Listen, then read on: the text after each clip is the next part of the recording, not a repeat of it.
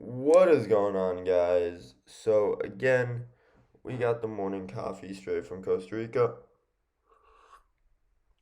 and today we're going to be watching Living on 50K a Year in Brooklyn, New York.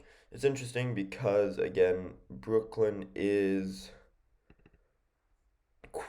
New York is just overall expensive in general, like way of lifestyle. So 50K a year, on my estimates, either she has roommates, house is paid off, or she lives at home.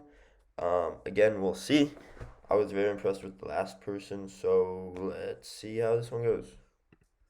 City is pretty expensive, but I think if you know where your money's going and you recognize what your priorities are, it's totally doable.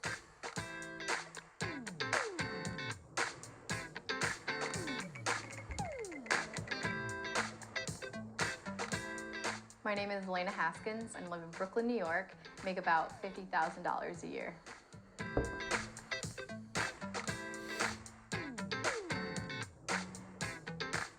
This is my first full-time job out of college. I started in September, so a few months after graduation. I've almost been there for a year. I've always been a really visual person and I have a photo background, but I want to help with the branding and marketing. So somehow I found PI.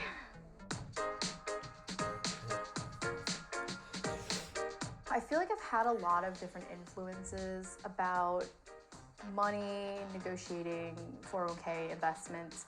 There never was like one person who was like, this is what you need to do. A lot of it has just been influence, and I've also just been very curious in money content.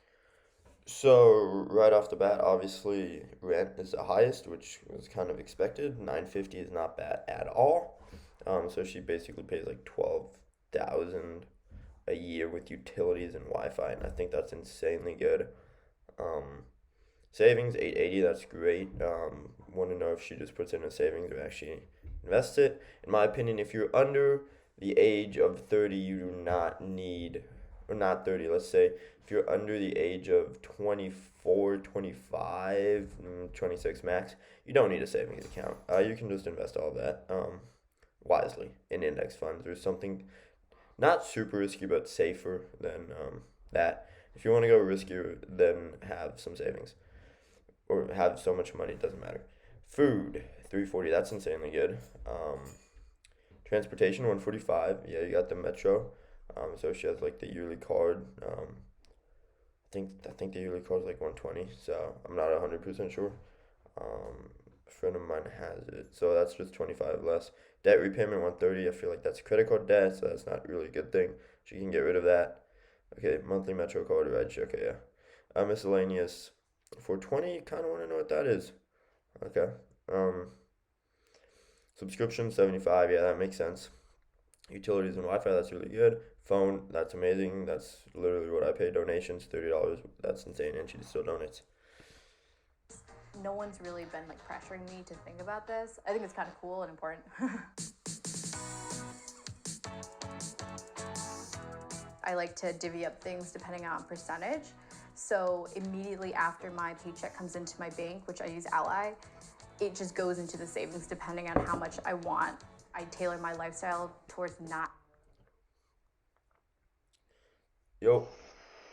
Nikolas, pass auf und fahr arg langsam. Ich kann hier momentan bloß 37 fahren. Okay, ja. Vielleicht, es regnet, die Leute fahren jetzt schneller wie 35 auf der Autobahn. Ja, ja, mach ich. Also das ist abartig. Ich sehe ja so gut wie nichts, gell? Okay, Also pass auf bitte. mach ich. Bis dann, ciao. Ciao.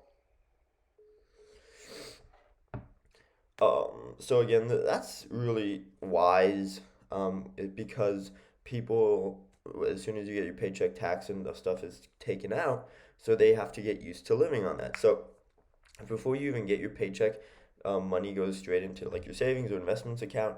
That's great because then you go through the same thing. It's like the UPS or FedEx worker that his friend told him to take like an extra 20% out every single year. He was only making like 24 grand a year and invest that. So he invested that for around like 40 years and he ended up being a millionaire by the time he basically passed away.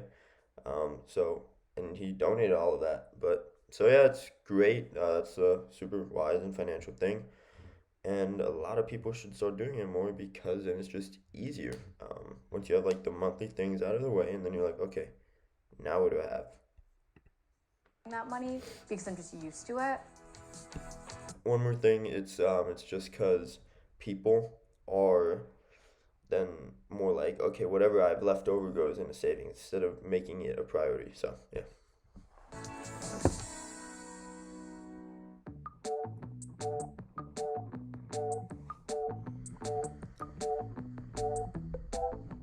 I graduated from Ithaca That's not bad. College in May 2018, so I had a lot of part-time jobs throughout school. I'm really fortunate that I didn't have a lot of student loans. I had a lot of scholarships, and my family helped a lot through college, so I could minimize the amount of student loans I have. I think it's really important to get a jump on it if you can. I still want to budget for it and get them paid off in the next 5 years. Yeah, people think student loans, it's fine, it is what it is. And then they have basically the same amount as their mortgage that they have to pay every month. Just doesn't make sense to me.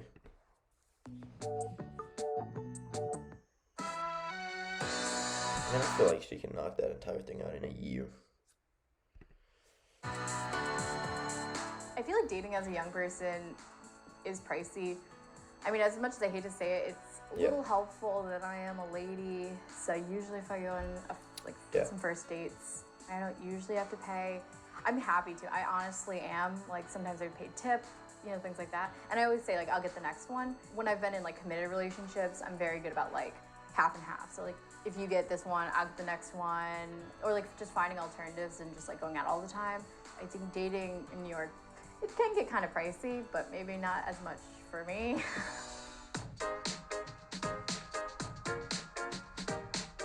A lot of my friends and I have been doing picnics or like potlucks, so that's a really good way to like hang out with people.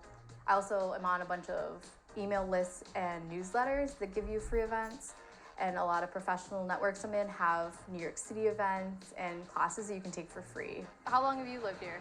Almost 5 years. Oh, okay, nice. Like I'm actually friends with my neighbors. Like I'll tell my friends like, oh yeah, No. I baked a cake with my neighbor, or No one's I friends went with over their to their neighbors. house, and they're like, you know who your neighbors are? Yeah. New York, you call the cops if you smell So like with something my weird hair, after 5 days. I honestly cut it myself, or like my mom does it. Like, and that's just because I have pretty simple hair. Like I don't need anything super wacky. I never get my nails done.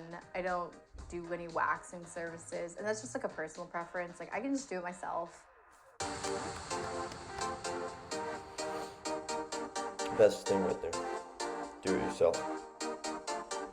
So I have the 5%, and then my company matches it. And if I get a pay increase, I definitely want to up that. For the company to put in money, like that's free money. Like I don't know why you wouldn't max that out if you have the financial means to. Very true. So that's really important to me.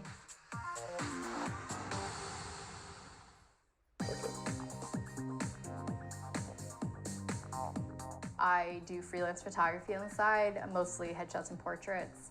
I haven't done it as much now just because I've been working on another project. It's called Converge.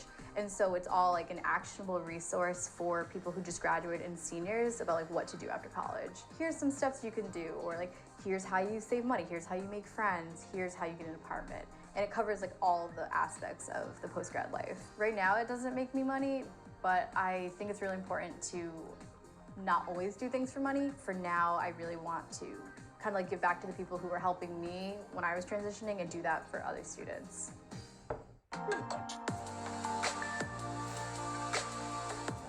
I think it'd be nice to make over 100,000, and I definitely want to hit that by 30. I know it sounds kind of ambitious, but I think it's doable. I think if I make the right career With jump. inflation, that's easily doable, especially with right now. And I stick with my side hustles, it's definitely doable. Yeah. I would want to donate some of it.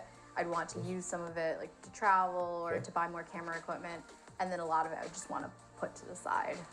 Maybe with groceries, I could buy more organic eggs or just like tiny things, or maybe I could buy nicer shampoos. All the small things that it's easy to be frugal with, it would be nice to have that little perk later. But I think in general, my budget will still be pretty similar, even if I get a pay raise. I mean, overall, very, very well done. Just small things. Again, say like an 8.5 out of 10 overall. Or like 8 because I kind of want to like instead of savings put into investments, but personal preference, you know.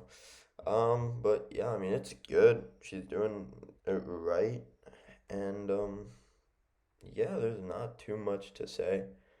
I think that about covers it. So thank you guys so much for watching. Hope you guys enjoyed the video. And I will see you tomorrow morning with another one. Peace out, guys.